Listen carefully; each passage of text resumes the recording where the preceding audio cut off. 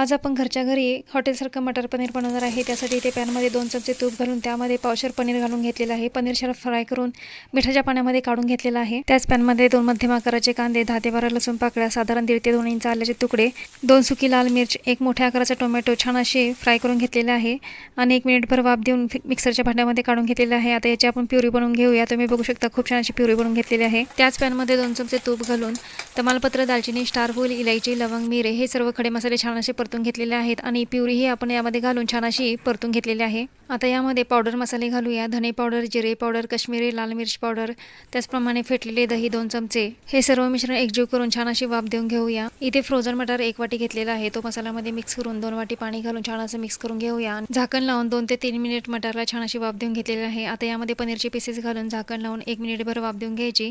पनीर घातल्यानंतर ही भाजी जास्त वेळ शिजवायची नाही, नाहीतर पनीर चिवट होऊ शकते। इथे आपले तयार आहे हॉटेलसारखे मटार पनीर।